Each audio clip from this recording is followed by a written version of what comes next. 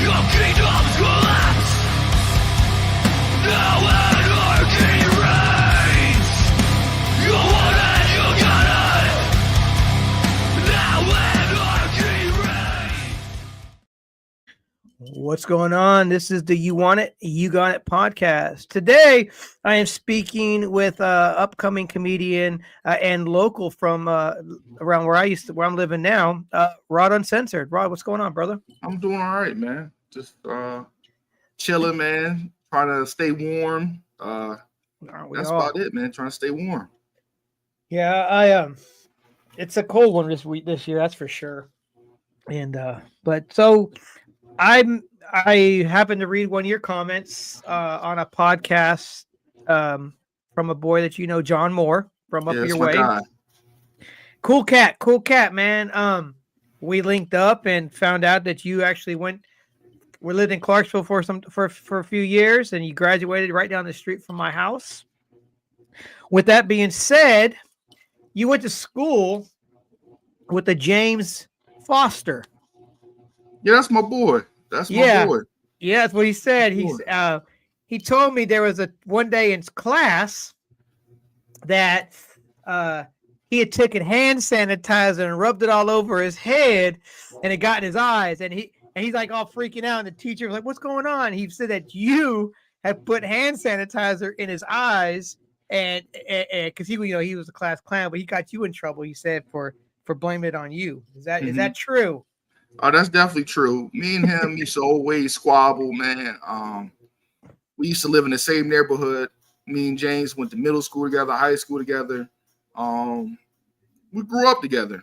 Yeah. You know what I mean? We grew up together. We played football together. You got one buddy that does go too far sometimes. So sometimes you got to put your hands on him. We both used to always fight each other all the time. I remember when he used to work at I don't remember. You remember Skating Wheels on 101st? Oh yeah. He used to work there. I used to go visit him there, man. He used to be a vibe, man, back in them days, man. Yeah. No, but when I told him that I was doing this podcast, and I asked him if he knew you, he's like, "Yeah, man, that's my boy." Then he started telling me football stories, and he was talking about there's a guy that used to play football for Kenwood as well. Mims, I think his name is. He's the wrestler. He's like, "Oh yeah, man, I used to hate going up against him because he was grown when we were in middle school." He said he was a big boy. He was built like a Ninja Turtle, man. He was built like a Ninja Turtle, man. Not a Ninja Turtle. But yeah, man, totally crazy that we know James and stuff. That's pretty cool, man. So growing up, man, I mean, were you a class clown? Yes, man. I was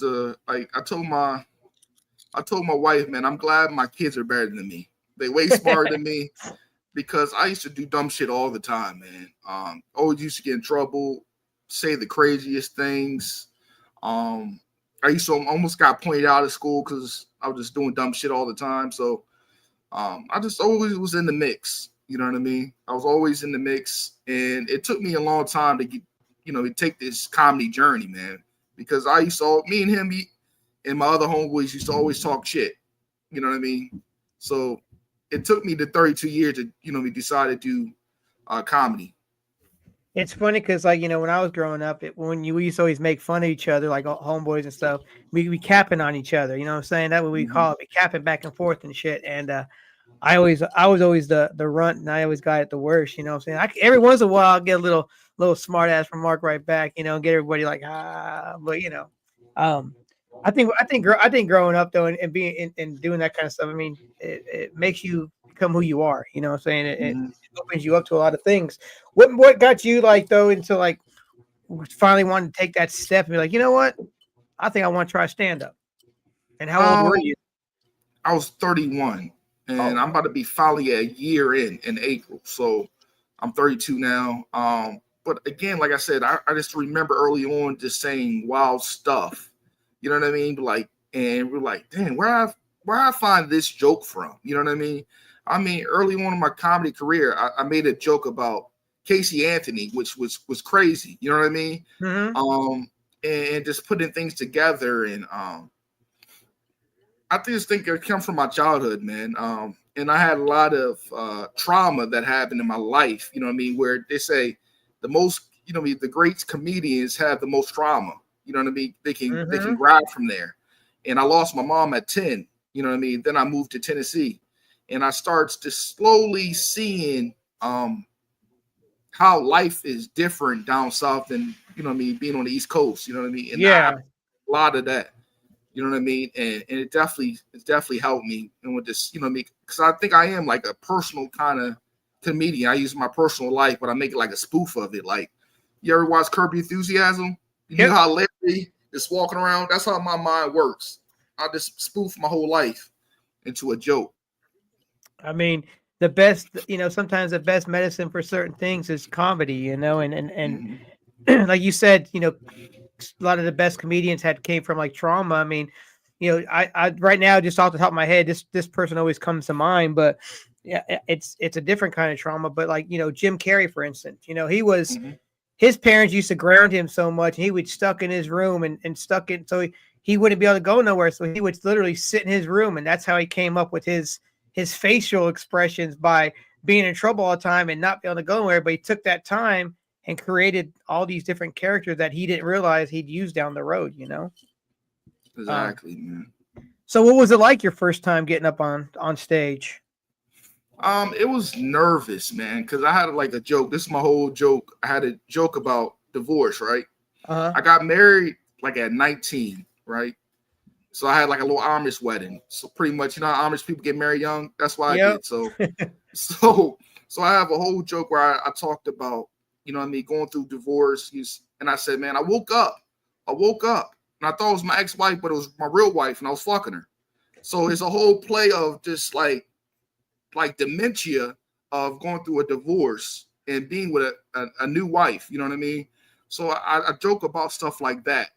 Um, but yeah, definitely a lot of jokes about real life and relationships was my first jokes, and I had a joke about I was making love with my wife, my ass clapped because I'm overweight now, and people laughed at that. You know what I mean? So I talk about a lot of relationship based jokes.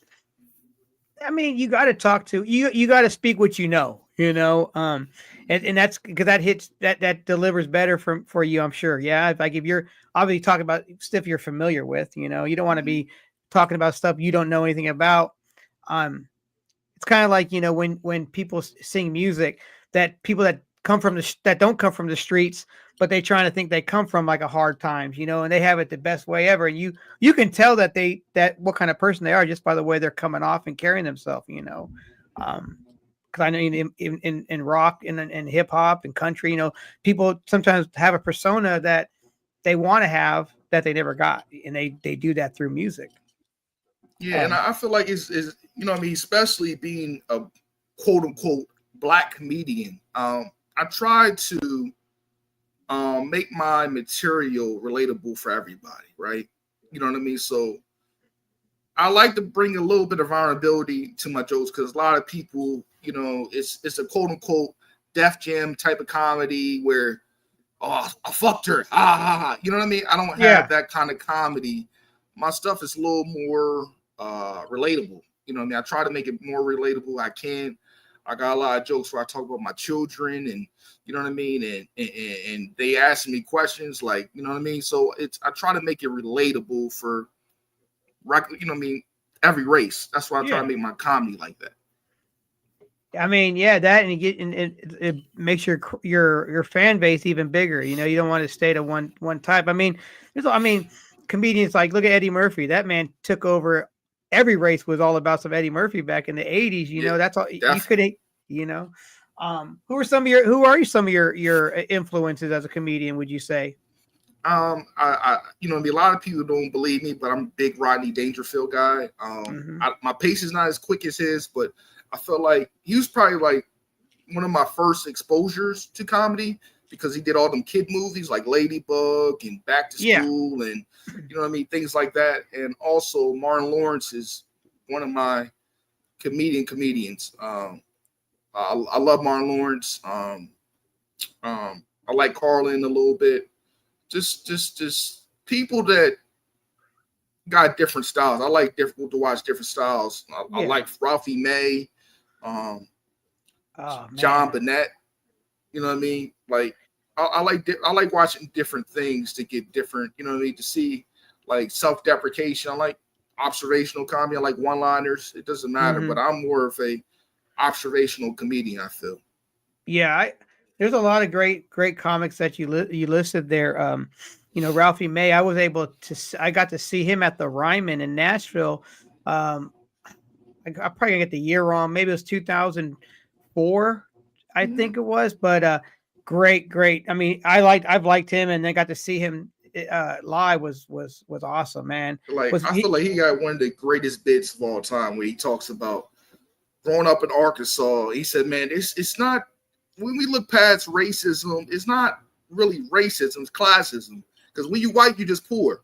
When you black, you just poor in Arkansas." So when he broke it down like that, but people don't see it like that. We Mm-mm. all either you rich or you Yeah, poor. and there, Like, it's and there's and everybody can be rich and everybody can be poor. There's no dividing there, because once you pour, you pour, Um, he lived in Jolton, Tennessee. I did not know that. I know Yeah, Nate. Nate was who's the other guys from Nashville? Nate Bagazzi. Yeah, Bagazzi. I Bugatti. I always, know he's from yeah, Nashville. he's a good comic. He's funny, man. Me and my buddy were talking about him, because he's a clean comic, and he's hilarious,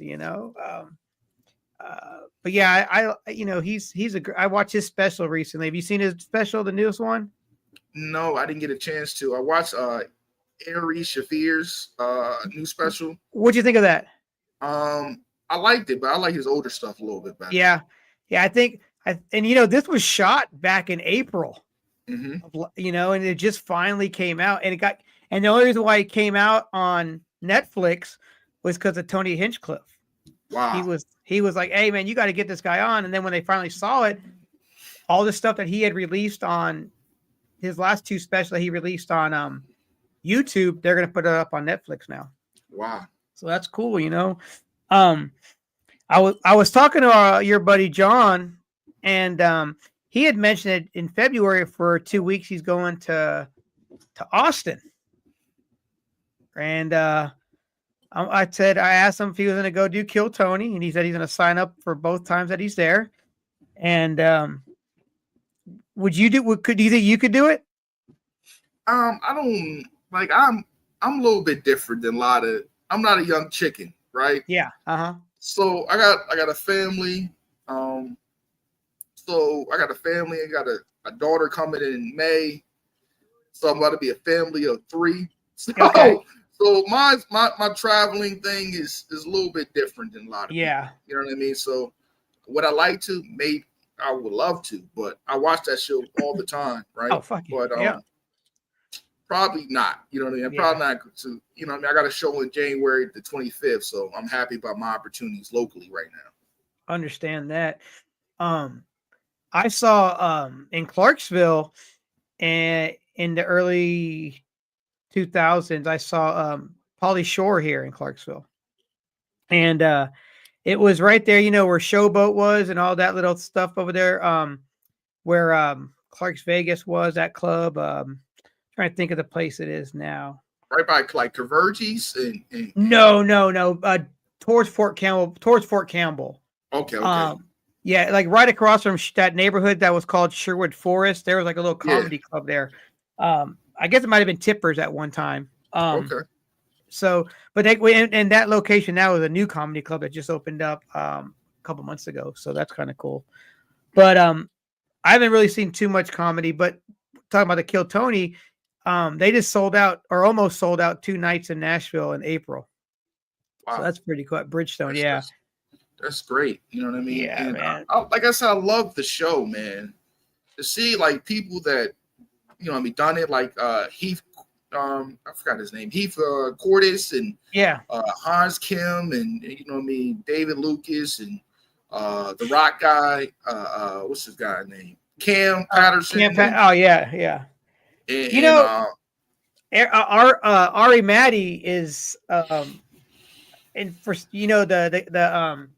whatchamacallit, Oh man, he's from you know about Artie Matty, the Yeah, guy. Yeah, yeah. He's only been doing this for 6 months, and this dude is like killing it everywhere he goes. And I'm like, man, you just got to be what they're looking for up there on that stage, you know? Because there's some people I think are funny as crap, and they just you never see them again. Tony lets them go, and I'm like, man, that person is funny, but not yeah. as. I Go like ahead. like I said, I like William Montgomery too. I know he's from Oh, he's Tennessee great, too. Memphis boy. Yeah, Memphis. Yeah, So you it's know, just I think I'm the type of person I believe if it's meant to be, meant to be, oh, man. You know for what I mean? sure. And I, you know what I mean. A lot of things I gave up on, and I tried MMA. I did MMA for a couple years. Mm-hmm. I got in a real match, and I said, "Damn, I really don't want it like the other guy wanted." You know what I mean? Yeah. Yeah. Oh, so you know what I mean. And life was life, and you know what I mean. I was drinking before the fight and stuff like that, and so I realized comedy just gave me peace. You know what I mean. I tried everything. Like I said, I played football in high school. I was running the five flat, so I knew my career. I was not going nowhere running the five flat at 6 foot. Yeah. So you gotta have realistic goals, man. I feel like this time is it's for me. It's my time now. You know me doing comedy. You know what I mean. I feel like it's my purpose. Yeah, I give anybody credit for wanting to even think about doing MMA because I'm like, no, I'm good, man. I'm good. I'm good, bro. It's like I when I was a kid, there was like a little joke. It's like there's these two dudes, and one goes, all right, you know, let me see if whoever can punch the softest wins, you know what I'm saying? And then you haul off and just whack the shit out of the other dude, and you're like, no, I'm good, man. You know, it's just like no. MMA to me is respect to you for even wanting to do it or even try it, man. But yeah, no, thank you. Yeah, man. It's definitely, you know what I mean, because everybody, you know what I mean. I came in. I remember the era of high school where we didn't have cameras in our rooms. Mm-mm. Back when you know what I mean, I come from that time where teachers could really drop you home and it not be no funny business. You can't even do that no more. And this is 14 plus years ago. You know what I mean? Yeah. I mean, because everybody has cell phones nowadays, and everything's getting videotaped, so there ain't shit going to be, you know. Yeah, it's and because you came from about not the same area as me, but close enough, you know, damn near. I mean, maybe not that close, but I mean, when you graduated, what 2010, 11? Okay, so yeah, that was those were different times, man. Like you said, that was only 14 years ago. Wow. It's only 14 years ago, but things change, man, that quick, man. And to you know what I mean, I remember when the flood happened in Clarksville, man, and Oh yeah. I think that was like 2006, maybe 2007, yeah, it was somewhere something like around that. there. And people was out of school for like weeks and weeks.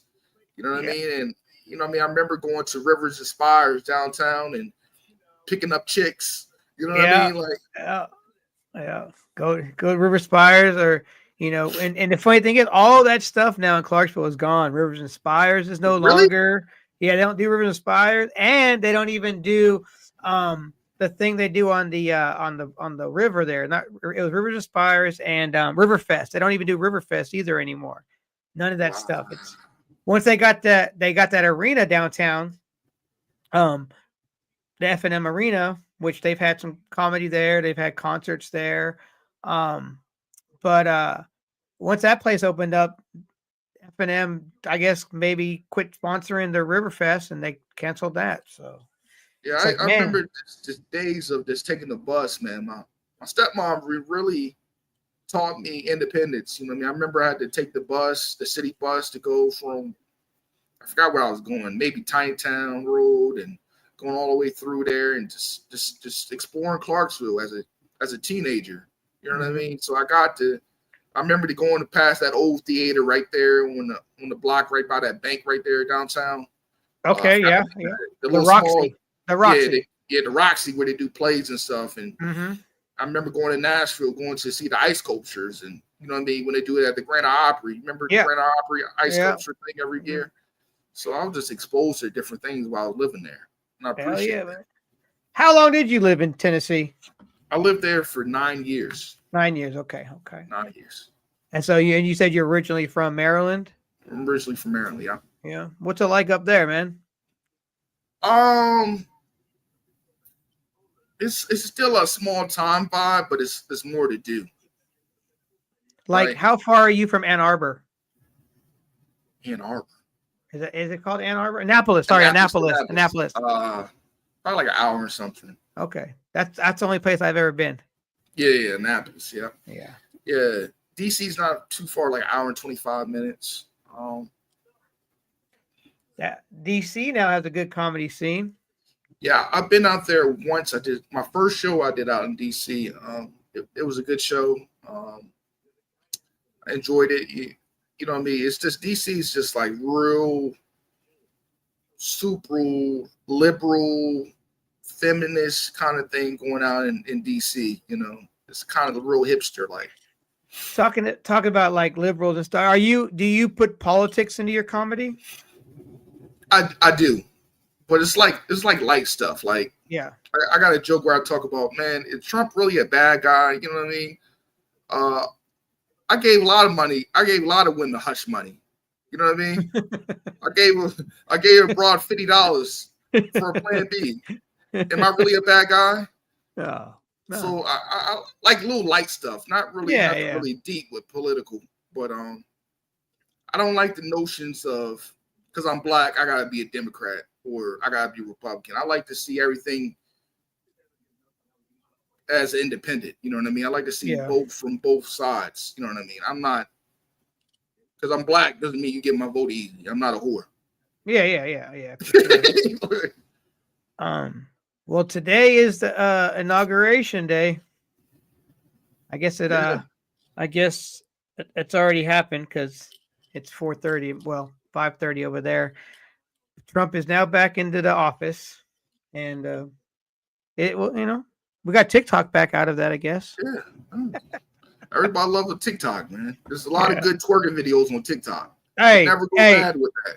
If your algorithm gets you there, you can. Depending on what you be looking at, it depends. Like on my personal page, it's way different than my podcasting page on TikTok. So one I have a bunch of like bands and comedy and stuff and movie clips, and the other one I got booty jiggling. So I'm cool with both of them. I'm cool with both of them too, man. I'm cool with both of them. It's whatever you want to talk about TikTok, whether some people think it's good or some people think it's bad. At the end of the day, people that were on there, some of them, that was their job. That was their career. They were TikTokers, they went from TikTok celebrity to working at the Temu warehouse in 24 hours. It's just like, golly. And I told people, man, they was going to lose so much money. I know a lot of people, not know people personally, but I see a lot of people making a lot of money off that. You know what I mean? And nothing like Uncle Sam is somebody making a lot of money.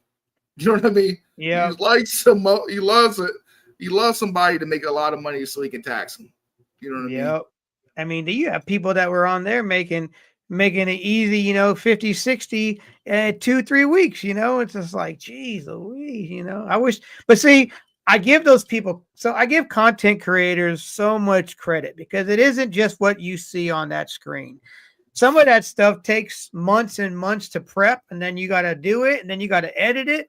But while you're editing it, you still got to be making more content because you got to stay relevant. And some of them put out maybe 1 clip a month or 2 clips a month, but those two clips that month are worth the wait. Yeah, and that's like I'm a content creator myself. I got a podcast. I got burned out, man. It's a lot. You're competing with a lot of people, man, and you're competing with a lot of females that can cook cookies with lingerie on it, get 20,000 views. Oh yeah, I'm watching that too. I'm watching that. You know what I mean? You know what I mean? And me and you just talking about this bullshit, and we can't get no views. You know what I mean? Yeah, fact. You know what I mean? Fact. That's why I have a saying where if you broke in 2025 as a woman, you're just stupid. I mean, you got OnlyFans and you got TikTok and you got whatever. Hey, there's this one girl. I'm going to make a sandwich a day until I get a boyfriend. And all it is a camera view down from her making a sandwich and her titties are just shaking.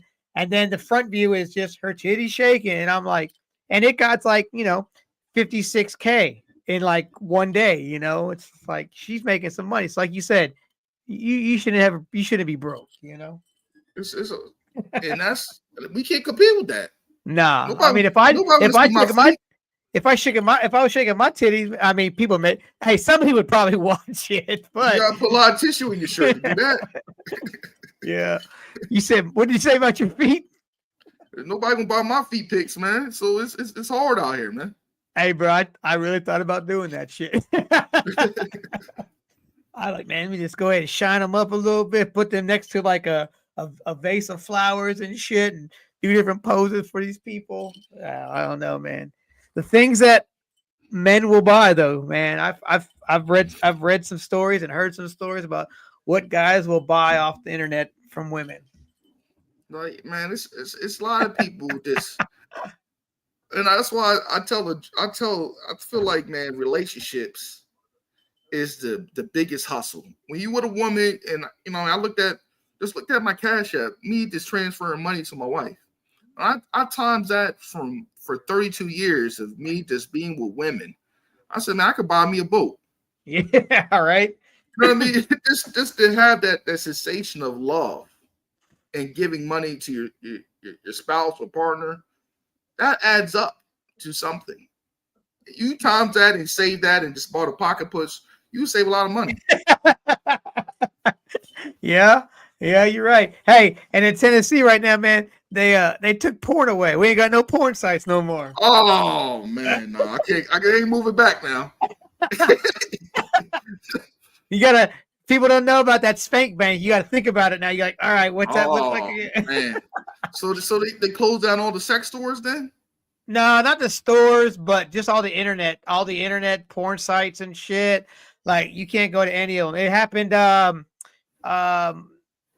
whenever TikTok left. So TikTok got shut down on Saturday. So I think the porn sites went down like Thursday or something. But damn. So you know what I mean? The Bible Belt is different, man. I tell everybody, man, Tennessee, I see a lot of people firsthand, get caught with weed back in like 2010, was doing crazy time for marijuana, man. You know what I mean? And I seen their life change because they was in that state, man. But we could have you go down to Kentucky, it's got a drive-through liquor store. Like, oh yeah, the drive-through. The drive-through liquor store the drive-through liquor store was always a save of the day during the holidays. So you gotta really think. Would you rather get hit by a drunk driver or somebody else with weed? I think the guy on weed gonna be able to pull the wheel back quicker. Yeah, man, because he's gonna be like, "Oh man, I'm sorry, man, I didn't mean to bump you." Because that's how slow he's gonna be going, Maryland, is it legal in Maryland? Yeah, you can have up to an ounce now. Yeah. And then you guys have dispensaries and stuff? Yeah, dispensaries and everything out here, man. And I got tired, man. I think it's a joke to lock somebody up for marijuana use. Just simple use. It's a waste of tax dollars. It's a waste of sales for pedophiles, excuse my language. You know what I mean? And people that need to be there, really. Somebody smoking weed, it shouldn't be locked up, man. No, and sometimes, man, the dudes that got the weed are locked up longer than the pedophiles. And about Clarksville, Tennessee, there's a lot of meth users. I know, brother. They doing damage to people. Yeah, but there's a lot of that.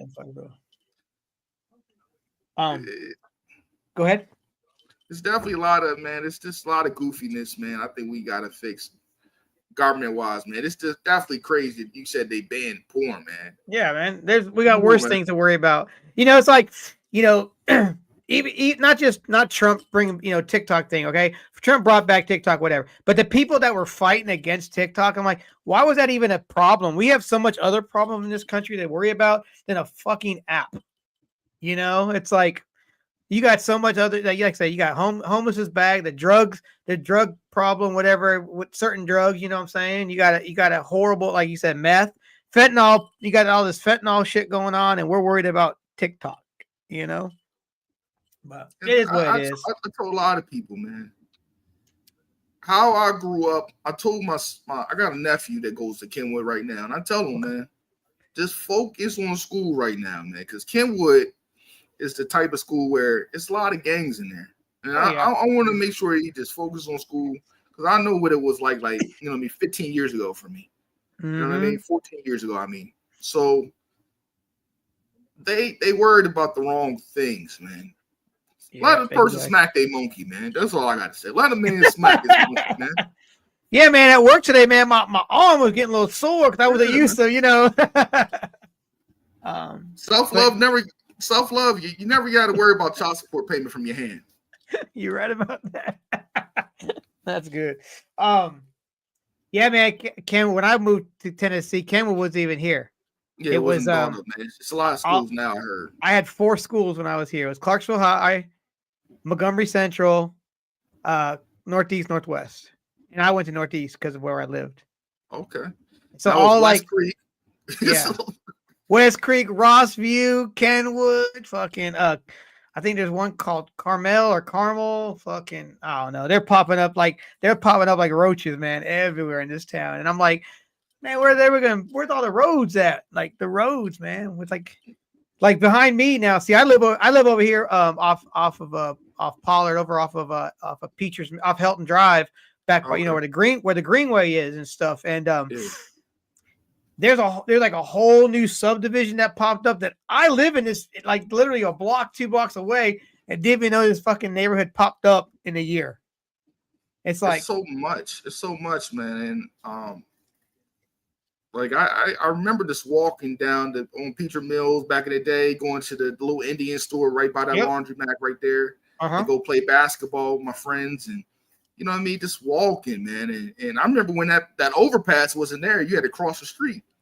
You know what I mean? Yeah, people used to get hit. Mm-hmm. You know what I mean? So I remember those days we had to gauge it. Oh man, that car looked like it's slowing down. I can cross the street. You know what I mean? Like these kids got it good now. Oh, I don't even think I've ever walked over that overpass, and out of the many years that it's been there, I've maybe seen 10 people cross that thing. I never see anybody on it. You know what I'm saying? Yeah, a lot of people died from crossing that street, man. Mm-hmm. Yeah, because down there off of the on 101st and Ringgold, a little skateboarder dude got killed going to the skate park, and that's one of the main reasons that's why they built that overpass. It just took, I guess, one too many people to die. Just like the sidewalks on Fort Campbell Boulevard, they started putting in after a little old lady in her wheelchair got hit up there on New Providence Boulevard. And yeah, I tell the people every day, man. In Clarksville, it's snow, stay in the house. Stay in the house. Like I remember back in the day, I used to stop by there, that Minute Mark right there before Kenwood, right by the skate park. I used to stop, get something to eat. Like I never knew that it was a liquor in there. Till I became an adult when I came back. I never knew it was a liquor store. Oh, like, I never knew that. Yeah. I remember you used to just sit there after you go to the skate park, you know what I mean, hang out with a couple guys. And you know what I mean? As a kid, you don't realize certain things, you know what I mean? Nah. You know, yeah, you're right. Hell, there's still shit. You know, it's funny. Like I've lived in Clarksville for 32 years now. I've lived here as long as you've been alive. Mm-hmm. And this town, like there's still places in this town. I'm like, I ain't never been there. You know, it's like I've never been to Magic Wheels. You know what I'm saying? I've never been to Chuck E. Cheese in Clarksville. Not that I would need to go there because that'd be just weird. But I'd be looking at the moms. That's what I'd be looking at. But I didn't hit the Greenway up till about 2 years ago, and that's right down the street from my house. It's just things you don't do. It's like when you live in big cities, you take things for granted that you don't have to do. You know, you don't feel like you need to do. You know. And then, like I went back, probably was like maybe like 7 years ago. Okay. I came back and I just realized, man, I never been to that pool spot. Me and James went to go play pool. You know, we had the pool hall right there in Clarksville on the hill. Over there on I forgot the name of the street. Oh, you talking about downtown? Yeah, the big pool hall downtown. Night Deposit? Yeah, Night Deposit. I stopped through there. We played pool over there. And then I said, damn, we got a hookah spot downtown. So I went to go, you know what I mean? At the time, you know what I mean? When I was moving around, I saw one of my exes. I said, oh shit, it's a hookah bar down here. Then you went over up, you know what I mean, to Wilma Rudolph. They got bars behind the car dealership now. I said, what the fuck? When this came around? You know what I mean? You just don't know that, you know, even now, I'll go downtown now and I'm like, where the fuck did this come from? Like, when did this open up? Or when did and I live here. It's like I used to work downtown, so I never went by the mall. So I never knew what all the shit was out there. And now that I don't go downtown anymore, or even on Madison side of town, it's like a whole other city over there, man. I call that Beverly Hills over there. It's too nice. Yeah. And I used to, you know, I remember, you know, my stepmom used to always take me to Silky's German spot. Yep. I used to always stop by there, and Nothing But Wings by Austin P. Oh yeah, Nothing But Wings. Yeah, I stopped by there. Those were my two spots, and by the old Jack in the Box Hollywood Video, it used to be this Asian restaurant. It used to fry fish and do all kinds of stuff. I used to always stop really? there. Yeah, it's right there. Across the street. Across the street. Yeah, right by Roll King. King, remember Roll King? Yeah, it's still there. Yeah, a little Chinese restaurant. You said Hollywood Video, man. That's like saying Blockbuster Video these days. It's CC Pizza down there. That was the best CC's Pizza. Then they try to open another one up on the other side of town. It just doesn't feel the same. It doesn't have that same vibe. And I used to love that China King up there right by Lowe's and Wilma Rudolph. I always used to go there. They said it's trash now. Oh no, I don't know. I went there. Well, I went there for Thanksgiving, so it may have been a little better, but I don't know. I went there for Thanksgiving, but it's been that one, and then the one over there by Madison Street. Oh, wait, the Kroger one. Which Kroger one? I thought it was like a little Chinese restaurant by Kroger on Fort Campbell Boulevard. Yeah. That James actually ate there recently. He said it's not too shabby. I haven't eaten there. They got new ownership. Okay. Yeah, I like a little buffet every now and then again, you know. You being on the East Coast though, you probably get a little fresher up there like I do when I go out to the West Coast, you know what I'm saying? I think the food's a little bit better on the land. You know, not on land. Because landlocked steak, some of this fish and all this stuff, I don't feel like it's as good as on the coastal areas, you know? Yeah, I'll say this. The seafood is definitely better. You know what I mean? Because Maryland is a hub for crabs. That's our thing. Crabs. Crab. It's a big thing called Brazilian steak now. It's a craze right now. Brazilian steak. Okay. That's the all you can eat steak shit, right? Yeah. Fefty Bro, I've never had the meat sweats in my life, except for the first time I ate one of them Brazilian steakhouse places in Denver. And my buddy's like, man, you want to go check it out? And because his wife didn't want to go, I was like, fuck yeah, let's go. So we went to the Brazilian thing. And they give you the little red and green. And you tell them when you want to start. I didn't know this shit. They just keep coming. I just keep taking, man. We went to, after that, like we go to see, this was during COVID, and it was during the playoffs. So we went to saw Denver versus Portland. Mm-hmm. And man, I'm sitting there, dude. And I said, dude, I don't feel good, man. He's like, what's wrong? I said, I think I got the meat sweats, dude. And dude, I was hurting. I was sweating. I felt like shit. And he goes, I thought you were going to hit that red every once in a while, but you never hit the red. You just kept the green on. I was like, well, what do you mean? He goes, well, if you leave it on green, they're going to keep coming. If you put it to red, they stop. And I was like, you didn't want to tell me that? He said, oh, I wanted you to find out the hard way. That's the best 55 you can spend, man. Oh, dude, totally worth it. And I tried everything that came to my plate. I tried it. I've never had this. I had chicken heart. I said, fuck it, give it to me. It was nice and tender. Chops, all kind of shit. Man, good stuff, man. Hey, it's like you said, worth the $55, you know? It's the best 55 you can spend, man. Like, I enjoyed it, man. I enjoyed, like, my wife, you know what I mean? Because my dad is one of 13 kids, so okay, I'm real fruitless about my money. But my wife opened the wallet with me. I don't know what kind of baby oil she put in my wallet to loosen it up for me to experience life, but she definitely did that for me. And so I tried. You know what I mean? When I had that Brazilian steak, I said, "Damn, this is the best steak ever." You know what I mean? You can't even recreate the seasoning and man. Like Patrice O'Neal got one of the best jokes. He said, like, I don't know what the fuck the Chinese people put in Chinese food, but you cannot duplicate it. You could try to make shrimp fried rice, but it's not gonna taste like their shit. So nope. Nothing. So, You're trying to make fried rice before? It's don't taste good. It's either too dry or too fucking watery because I put too much fucking sauce in this shit. And you know, and I watch them make it at the damn hibachi thing when they're cooking it. Yeah. I was like, all right, okay, all right, cool. I'm gonna try that when I get home. I was like, all right, got the day old rice. I got the veggies. All right, cool. Let's do it. Nah, doesn't taste like that at all, man. Don't taste like it at all. And I've seen, and it don't have to. It didn't have to be an Asian chef because I've seen a white chef up there do the same thing. And it tastes the same at the restaurant, and I come home, still can't recreate it, man. You can't, man. You can't, man. It's impossible. What's something that you've tried recently that you were like against for so long, and then you finally tried it, and you're like, that's fucking good.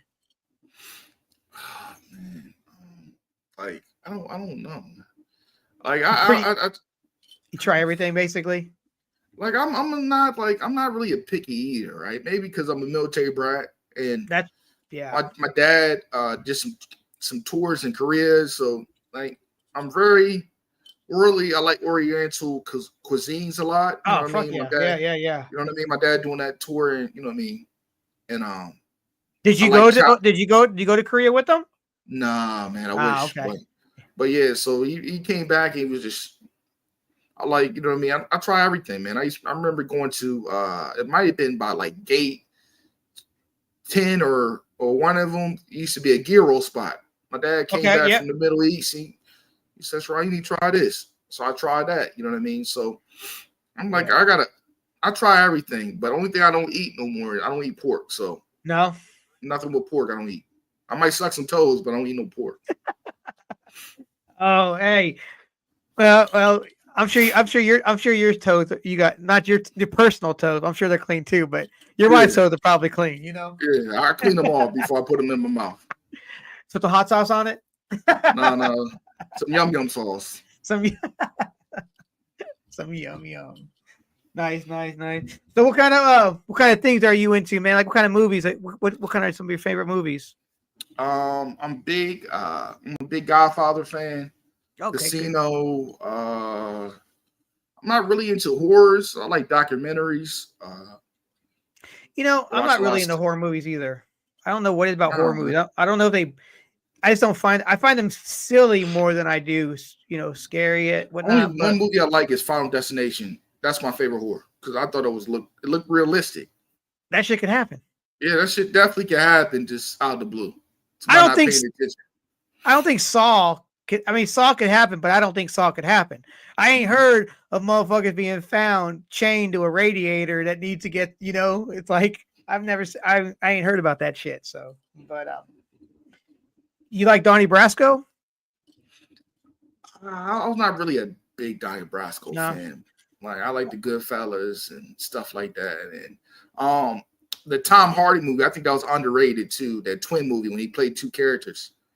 Oh, I forgot the name of it. What was that? He was like England. He was an England twin the McGrady boys or something like that. He plays like twin mafia brothers. Okay.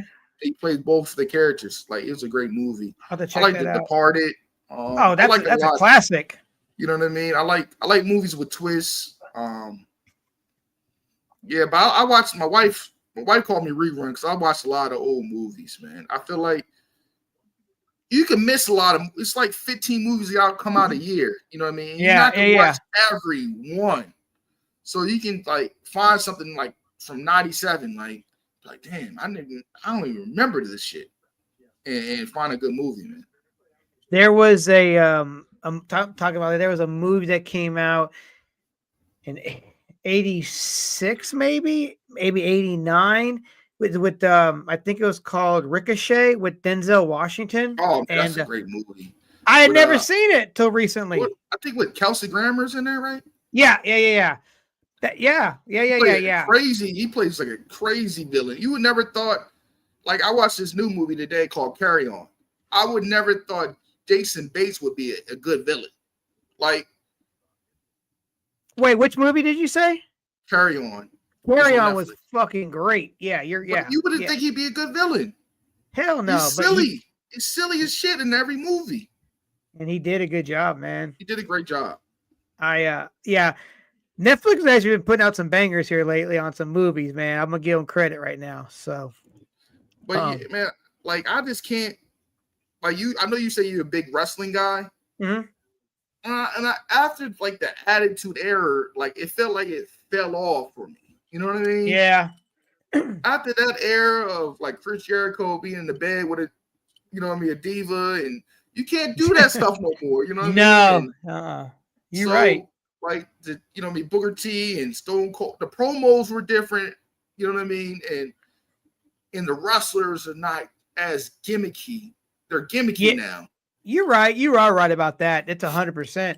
Of course, it sucks into kids or whatnot. But you were saying like the promos were crazy back then. I'm hoping that they kind of go back to that now since they're a little bit on since they're on Netflix now. You know, but you know, I was thinking about this the other day. Like I was sitting on the couch watching wrestling, and I was like, I'm this dude here, just fucking watching some other dudes on screen, you know, run around each other, basically chasing each other to get them on the ground.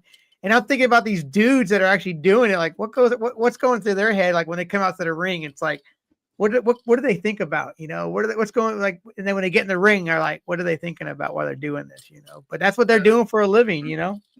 And I got a couple homeboys that, you know what I mean, Kenwood has, like, I know a couple guys that are doing it locally. You know what I mean, wrestling. Like my man, I think he go by Marshall. Okay. Deontay Marshall. He's a wrestler. Okay. Like Matthew Mims, he wrestled and yeah. And his homeboy wrestle. There's a lot of people locally wrestling, and I forgot the name of the promotion out there. We had Tide and Trude promoting before, and I don't know what else is out here anymore. But yeah, it's a big wrestling scene right now, locally, right there. You know what I mean? I know the Nature Boy was from Tennessee, and he wrestled a little bit before he jumped off. But I think it was from Memphis. I think actually, you know, the Nature Boy. Yeah, woo!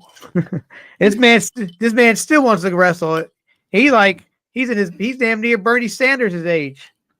Still want to wrestle, man, and that's all I want to wrestle. Bernie Sanders and Ric Flair. I don't think that would ever happen, man. But neither one of them would know where they're at. Yeah, and like I told somebody, man, I was telling my wife, I was looking through my Facebook pictures, and I have a picture of the Big Show, and I said, man, the Big Show. I met him in person, chill guy. I asked him, I said, man, I'm a big fan of yours. Can I get a picture? I don't never assume people want to be bothered. Yeah. You know what I mean? So I asked politely, I said, man, I'm a big fan. I grew up on you. I remember Eddie Guerrero fucking with you in the bathroom and give you fucked up burritos. And can I get a picture? He said, yeah, man, cool. So I got a picture with him. Was a real nice guy. I said, damn, this motherfucker got some big fucking sledgehammer hands. You know what I mean? You start to think about this. This man is really 6'10", 300 pounds plus. You know what I mean? The things that I think about people that size, like, oh, the size of the shits that man takes out. Oh, you know, God. like, does he have a bigger toilet than most people? Like, is it, or you know, is he same size as mine and yours? You know, I think it's some dumb shit. And I think about shit like that too, man. I was watching the documentary a couple years back. There was the Andre the Giant. I was just about to bring him up. And he was talking about he used to take shits in the fucking tub. You know what I mean? Like, and then mush it down the drain. So you think about this shit like that, and people really bothering a man that big, and he just punched these motherfuckers. And first of all, he's country strong. He worked on a farm his whole life. Like, why would you want to bother somebody like that? You know what I mean? Yeah. Like, he was just your chill. He was your chill dude. Like he was a country boy from what, France, I think, or something like that. And you know, and just to see the size of that man's hand to some people that are like 6'7" is like, he makes them look small. You know? Like, I don't even know how they put him in the casket. How the fuck you put that kind of man in the casket? And then his certain wrestlers carry that damn thing, man. I'm like, fuck, I'm sure that thing hits. They said when they used to ride in cars, he'd be like stuck up in there and she'd have to roll the window down just so he could have his arm out the window. And I'm like, damn, dude, if it was just you and him in the car, he'd have to sit in the back seat in the middle, man. Hopefully you don't pop a wheelie to keep it balanced. He's a big guy, man. And I just like that era of wrestling, though, man. Oh yeah, the 80s, 90s, man. Even though I was not alive, like Dusty Rhodes and oh yeah. the This area down here had a huge like wrestling in the 70s and 80s was like really huge. And me growing up in California and shit like that, man, it was just legendary, man. Go ahead. Oh, yeah, JYD, man. That dude he's legendary right there. I remember watching the cartoon. They had a Hulk Hogan and Friends. This was in the 80s. Like I think it was like 86. They had a cartoon called Hulk Hogan and Friends, and they had all the wrestlers did their voices, and JYD had a junkyard where he hung out kind of like Fred Sanford. He hung out like a little junkyard and he had little dogs and shit, come out with his little white pants on and his hacksaw with the wood, man. I think that promo was one of the funniest promo. Can I have your wood? No, you can't touch it. Like that shit was funny, man. Oh, the play on words is so fucking crazy back then. You had to really think about it. You cannot match that energy of none of them, man, and just the promos from Randy Savage and just the promos they was given and the side characters, the managers they had, and just overall, man, this when Razor Ramon came on a white man playing a Cuban, it's crazy. You know what I mean? That shit tripped me out. Like just recently, within like the past 5 or so years, I'm like, damn, that dude was never Puerto Rican or whatever he was, Italian or something. I was like, man, he was a white dude. But hey, it worked for him. He played it off, Like this Jake the Snake, man, throwing snakes at people, man. You could and never he was afraid and he was afraid of snakes. Yeah, man. Different times, man. Different times. So with your comedy, man, is this like a side gig for you? Just like you're just doing it for fun, or you want to make it you want to try to get known, or what you want to do? Right now, being so young in the game. Right now, I'm just trying to better my material right now. Get my material solid. I'm thinking next year I might, because I know, like, I realize a lot of people's attention spans. I got ADHD, right? So it's hard for me to sit down for an hour and watch a special. So I'm coming to my mind where I'm going to maybe do like a 15 to 30 minute special. A little down the road, of course, but do a 15 to 30 minute special and put it on YouTube. You know what I mean? That's my goals because I don't really believe live comedy is different from watching it on film. I don't think people's attention spans are a whole hour. Anymore. So it's like that's like comedian Chappelle Lacey. He has like 10 and a 10 and a 13-minute special he put out, and that's pretty cool for newer comics. I think that's about good. I don't think you need to come out the gates with a full hour, but I like what you're saying though, man. 15, 30 minutes is good. Yeah, so I'm thought about something like that, man. But yeah, right now I'm chasing the grind. Again, I would like to have my podcast monetized. Everybody want to get that monetized. Oh yeah, that shit. Phew. And I was trying it on Spotify, and I gave up on Spotify. Spotify's it's just as hard. It's not as hard as YouTube, but it's still just as fucking hard. You gotta be Joe Rogan, man. Yeah, Spotify. So, right now I'm just focused on getting my stuff monetized, my content and chasing this comedy dream, man. And also, I'm coming up with merch ideas. I got crazy sayings, you know what I mean? That I'm trying to, make some money off of too. Just get yourself. I know it's been done before, but just a nice like cartoon character of yourself with the big old saying on the back. Yeah, something like that, man, and stuff like that, man, and this merch and ideas like that, man. When I do get, because I'm doing 2 shows already this year, so I'm gonna slowly get to the point where when I get more shows and shows, I want to have some merch to sell Yeah, for afterwards. sure. Because the comedy grind is like being like an artist. You're not gonna make crazy dollars in the early stages. You know what I mean? No, You don't no. go from a band that performs at Fort Campbell to AC/DC or Metallica. You know what I Yeah. mean? That's Yeah. impossible. You know what I Yep. mean? So it's a slow grind, man. Yeah. For now for your merch, just make one of those little print to garment sites, make one of those, and then people can just order your shirts, and then you get a percentage of that shirt when it sells, Yeah, man. That's what I have for my podcast. I do 3 podcasts. I do this one about wrestling, and then one with me and my homie just sit and talk shit about growing up, and it's you can always talk about that kind of. You can always find something different to talk about growing up, um, and so we have a site where we have all our different logos and different ideas that we've done. So that's kind of cool, because getting merch nowadays, is expensive. I mean, I got some stickers made. That was cheap. Yeah, man. So I'm just, you know what I mean? Like I said, man, if it happens, it happens, man. But I just love the comedy grind, man. It's therapeutic for me. A lot of people don't understand, man. We come from an era of, you're a little bit older than me, but Yeah. mental health wasn't taken serious, man. You know what I mean? It could have saved a lot of great people, man. You look at it like Kurt Cobain, and people had demons, man, mentally. You know what I mean? A lot of people Robin have Williams. demons. You know what I mean? Robin Williams, Dustin Hoffman, and people have demons in their head. They just don't want to talk about it, man. And I feel like comedy is my therapy. I tried therapy before. I don't like people writing shit down in front of me and just saying, "Oh, interesting." Oh, Yeah, interesting. no. Like, I don't like that shit. But this comedy shit is just everything right now for me mentally.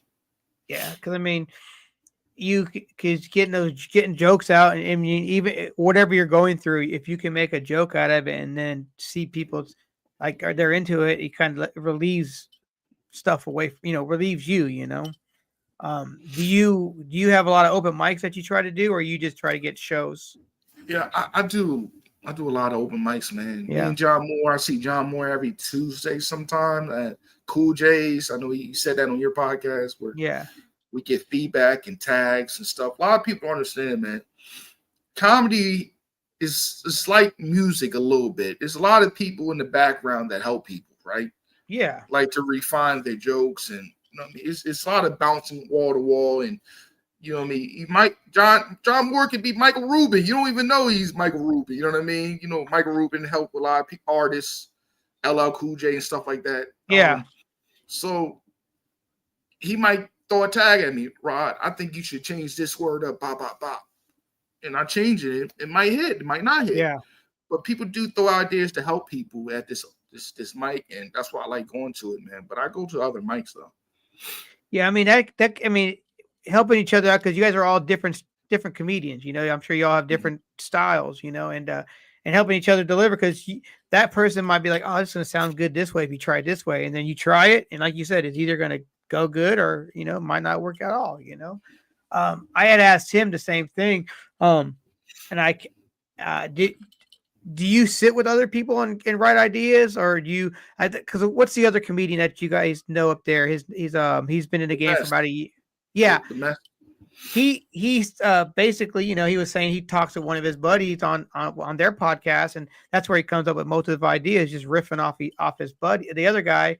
And I mean, is that what do you ever do that too? Like sitting around with those dudes and you guys just shooting jokes back and forth? Not necessarily. I feel like all my stuff come from, I have kids, man. Yeah. Kids is free material. You know what I mean? It's the reason why Bill Cosby had a show, you know what I mean? Kids say the darndest things. Kids are great material. My son told me this like a couple months ago. He's like, Dad, because I told him it's good to know. I feel like every kid need to know history, right? You know what I mean? We all got history as people. And I told my son, he asked me, he said, Dad, Martin Luther King never did nothing for me. So I made him watch the little cartoon. My Friend Martin. You know what I mean? Everybody watched that cartoon from the 80s. My Friend Martin. Martin Luther King. So yeah. he asked me after the movie was over, "Hey, Dad, you think Martin Luther King can come to my house?" And I thought that shit was funny because he'd been dead almost 60 plus years. You know what I mean? So I feel like kids you can get inspiration from everything. Yeah. And I'm the kind of guy, I'm big on meditation. Because my stepmom is big in yoga and stuff like that. So I meditate sometimes when I have a block. Hell yeah. Yeah, kids, man, they I can see that. Because I mean, because kids still, you were a kid once, and then to see what some of the things that they come up with, you're like, fuck, I was just like that, because you're still learning, so you don't know, so you're saying these things that you think is correct, and then you as an adult, you're like, that ain't how that works. But how old are your kids? I have a 10-year-old. I'm about to have an 8-year-old, and I'm about to have a newborn coming. Oh yeah, you have a whole bay, but they'll be all leaving the nest a little after each other. You know what I'm saying? The 10-year-old will graduate, and then you got the 8-year-old about to graduate. Yeah. So it's gonna be an empty nest eventually, and I'm gonna be able to walk my house butt naked and take my rhino pills with my wife. You know what I mean? After all I'm gone. Yeah, like whatchamacallit, what's his name? What was Day Day's dad's name?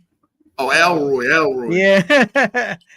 Well, my Johnson swinging one way. Yeah. No. Man. So I feel like my kids, most of my material, and going through that divorce and going through child support with my ex-wife, and being the split household. That's some jokes right there. And yeah, I always joke about just the experiences of men, because everybody got past with ex-women and go through the system of black, white, Asian. And think the women gonna put you in the paperwork. You know what I mean? For sure. Alimony and stuff like that. So I come from that man perspective. I talk about the man's perspective. Yeah. You know what I mean? And not being politically correct, because we didn't have that era of you gotta like, damn, what can I say? Thank you, ma'am, or thank you, sir. And I got a whole joke. I have a whole joke about I got a trans homie, my wife. You know what I mean? She want to watch more football than me on Sunday. Because DraftKings got these women think they know football. Oh, for sure. You know what I mean? Yeah, so that's I play off stuff like that, creatively, where I'm like, damn, nowadays football, they cater to women now. You know what I mean? Oh yeah, I see the ads. They got women think they could be offensive coordinators now. You know what I mean? So yeah, that's true. That's funny. Goldie Hawn wasn't far off of Wildcats, Yeah. Oh, Wildcat! I remember when I was a kid seeing that banner in the mall. Wait, was it called Wildcat, or was it called what was Necessary Roughness? Was that a comedy movie? That was Sinbad. Okay. All right. And is he did he pass away, or is he still with us? He's still with us, man. I think he's one of the greatest clean comedians of all time. Yeah. He's one of them. Yeah. Who do you think is one of the greatest of all time for clean comics? I don't know too many clean ones, except for Sinbad. Yeah. I mean Cosby, Cosby was good. Yeah, Cosby. Yeah. For the pills. I saw this the other day, and they were like, why was the Cosby Show called the Cosby Show?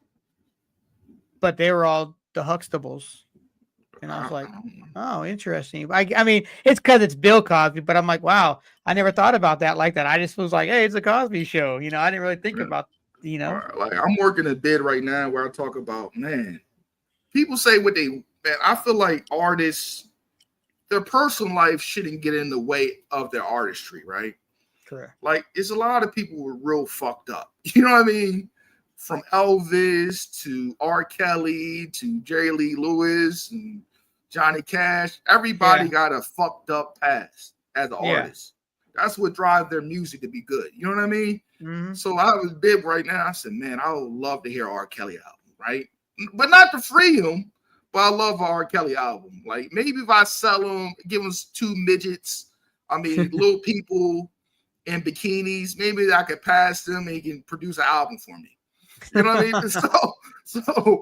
But man, because I feel like, man, like certain music, like you listen to rock now, it's not even good rock music no more, man. Facts. Like when you grew up, do you think is at that level today? Oh no. To me personally, I think it's so much there because there's so much out there. There's not enough.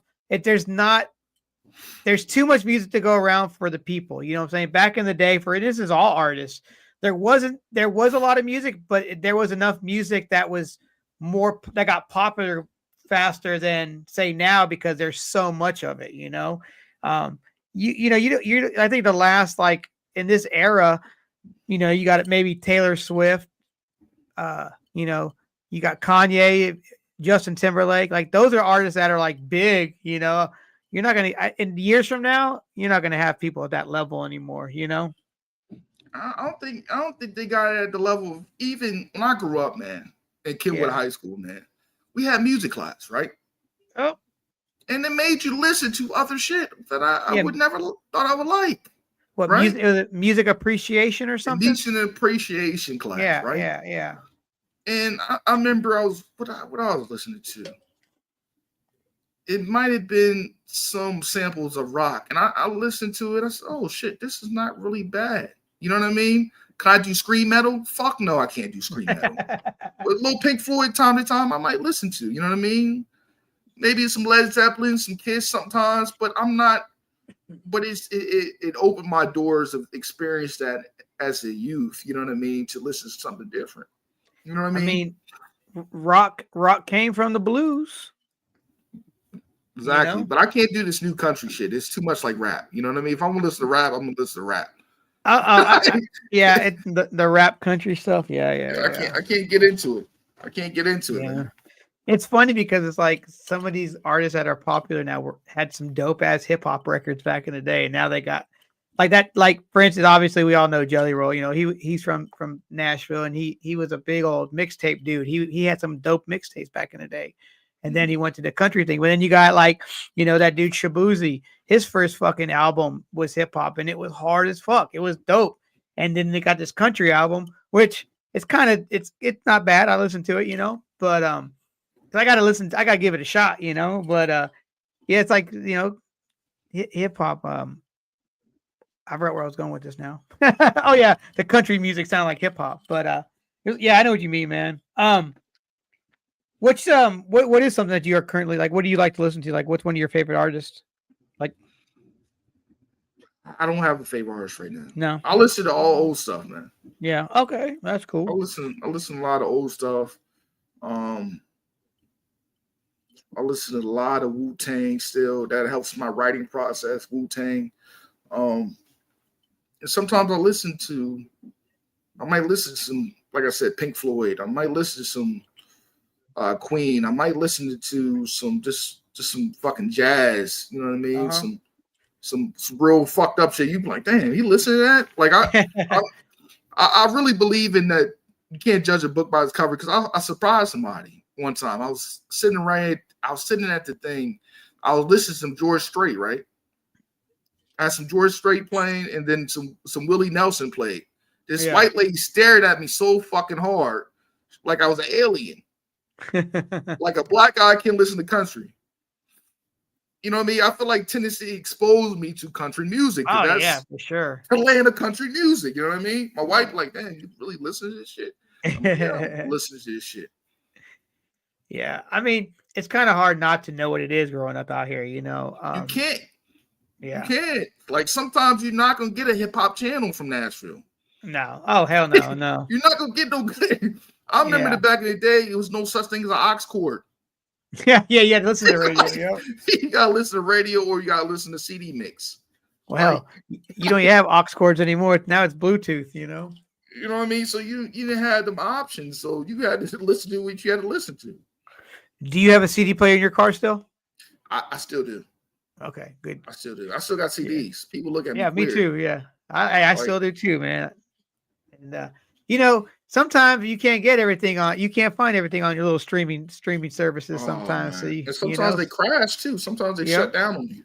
And guess what? I still got music. If that ever happens, I got music. And like last night, I'm laying in bed, doing some stuff for today's episode I dropped, and I had the music playing. Well, I guess the ice was on the wires out here on my fiber optic, and it shorted it out. So my internet all died. The music died, and I was like, well, I got a tape deck right here, and I had a tape already in there, and hit play, and the music started up. I still had music going. But yeah, some of these people don't even own a CD or own a Man, cassette or a record. man, I listen to music every day, man. I Got listen to. to some kind of foreign music or podcast, I feel like like every day, man. music soothes the soul. There's always there's music for any mood you're in. And there's music that can get you out of any mood. There's certain stuff that I put on to mellow me out. There's some things I put on to keep me hype and get me in a good mood. But music, I feel like everybody needs music. And when I hear some people go, I don't really listen to music. I go, what do you listen to? And they're like NPR or talk radio. I'm like, it's kind of the same thing. It's Yeah. just different. Yeah, like I got in this craze of, man, I did not know about the Obie and Anthony show. So Okay. I've been Yep.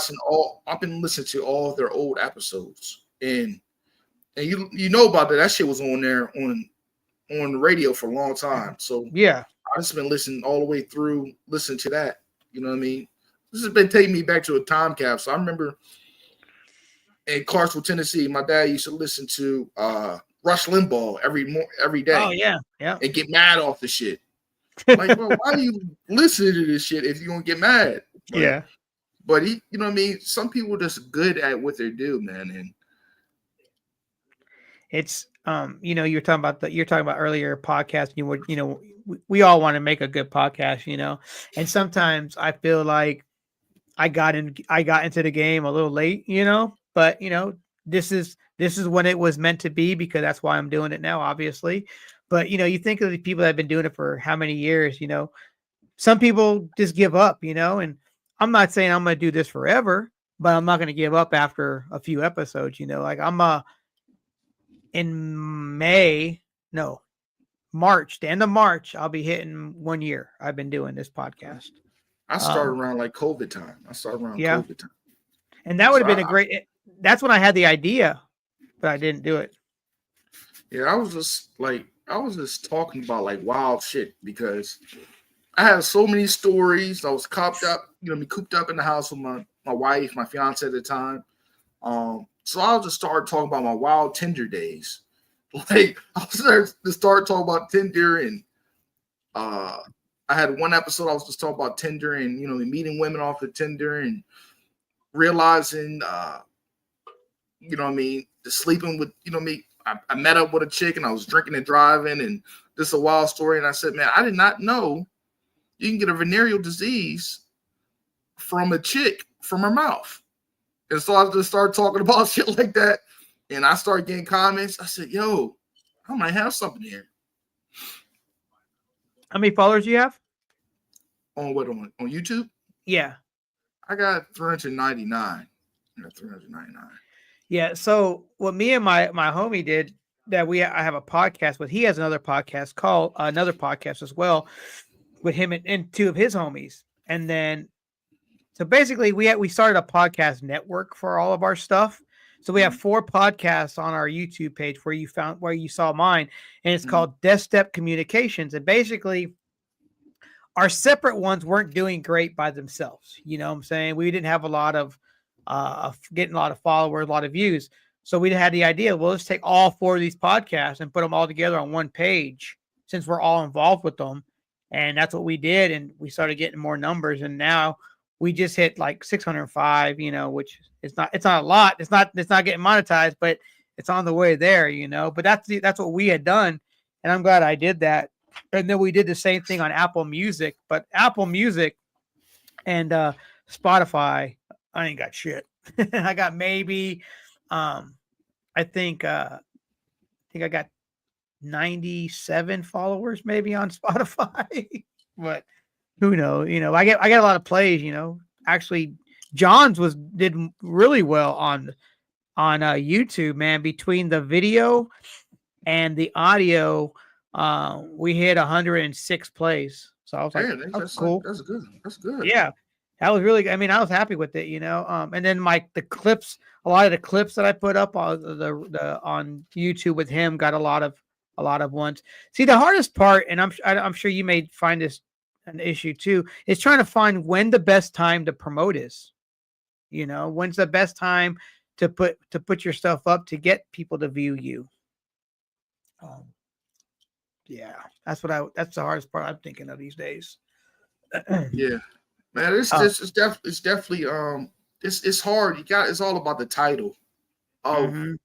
of the episode, man. It's hard, man. Do you use Opus clips? I don't pay for it no Yeah. more. I used to have it, but I don't have it no more, man. Yeah, it's with StreamYard, I wish StreamYard would get it together. And sorry, StreamYard, I love you guys. You guys rock. But they got that AI creator like videos, and it's still beta format, so it's not really really that accurate. Which I would pay a little extra for StreamYard if they had that feature in there. You know, because I don't like want to pay for two, but I don't want to pay a lot. You know, because Opus is expensive. It definitely is, man, and you pay for the minutes and stuff like that. But Mm-hmm. right now, I just been putting right now because I really don't do a podcast per se. I do a lot of interviews with comedians because I'm in the me doing comedy right now. Yeah. And so right now I've been doing like a small journal style episodes, might be 7 to 10 minutes. So I got a couple of those saved right now. So I'm just going to slowly put those out with just me talking, see how I'm feeling and what I'm doing, right? You know what I mean? So, but far as doing a long episode like we're doing right now, if I don't have a guest, I don't do that. You know what I mean? Yeah, I feel like it's not really worth the reward without a guest, right? Yeah, for sure. Yeah, man. Because Unless otherwise you're you're Joe Rogan. Unless you're Joe Rogan, you could do an episode by yourself and you're like, yeah, Joe's right. Like, he's like the king of podcasts right now. I honestly believe. You know what I mean? I wish I had a Jamie. You know, I'd be like, hey Jamie, pull that up for me for a second. You know, I'm my own Jamie, man. Yeah, I know that's a hard part. Like, I'll be doing it. I'll be looking up shit, and I'm like, oh, it's hard to do. But no, yeah, and editing it. You know, I wasn't sandbagging episodes at first. I was like, record them, putting them out, record them, putting them out, record them, putting out. I wasn't doing anything else. And I'm like, I got to try to make this a little bit better. So, I get a couple episodes a few weeks out. I work the week before the episode comes out. I work on that episode the week before. And then then I get everything ready. And then the next week I'll work on the following week. And then I've been getting into that rhythm with the clips and all this stuff, making little cards and stuff, but it is a pain in the ass when you're all by yourself, but it's still fun. It's rewarding at the end of the day. And sometimes when I get to the place where I don't have a guest, I go to YouTube Shorts and I go use my phone. Like, yo, this is how I feel today. Yeah. I feel like men that hate on other men are suckers, and I just go on a little rant. Like Bill Burr got a podcast says something about Monday, right? Oh yeah. You just talk about ranting and just talk about it. So it's loosely off that format. I'm like, damn, man, this guy that job got promotion. I saw how people's looking at him. They was looking at him like they're hyenas and he was an injured lamb or something. You know what I mean? They want to attack him. So I just talk like that, and I slowly got subscribers off that. People like, oh, you're right about that. That is some sucker stuff. Somebody hating on another man. So I slowly started doing that. I do like right now I'm doing a top 3 comedy specials. I did that. I did my top 3 rap albums of all time. And I slowly just find out, reviews like that. Are those already up there?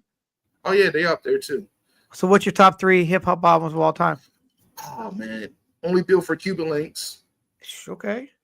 Raekwon, legendary Raekwon. I have Jay-Z's Black Album. It's one of my favorite albums. Wasn't that the album that wasn't supposed to happen? Yeah, the Black Yeah. album. It's supposed to be his last album, really. Yeah. That's what it was. Yeah. And I'm a big DMX fan because I feel like he was the very first people to talk about mental health. If Yeah, man. you listen to Damien, it's a great lyrics, great message in it. And it's Flesh of My Flesh. I think that's the top album for me. Yeah, that's I a was a good young album. boy when that came out, and it's a great album for me. Is that the one that he had Marilyn Manson on there with him? No, it's like that was the album before that. Then he's got like flash on. And you see his back. That's the Flesh of My Flesh album. Yeah, DMX was cool. I mean, the first album I ever heard from him, of course, was X, and that was like, to me, that got so many more people into DMX. That album, kind of like with like the Chronic, got so many people into them. You know, got into Dre from the Chronic album, which to me, for the 90s, I feel like that is the best hip hop albums of the 90s. That's, followed by 36 Chambers. So, and then like, Illmatic. I think Illmatic. I don't think, like, I have argued with my sister every time. My sister is 41. Okay. And I tell her all the time, which separated Nas and hurt his albums was the production. You listen to Jay-Z's albums with this production, it blows Nas, maybe not Illmatic, maybe not It Was Written, but the rest of them apart. You're right. The production wasn't there. Like, that's half the battle. You can have dope lyrics, but the production's not right. It sounds trashy.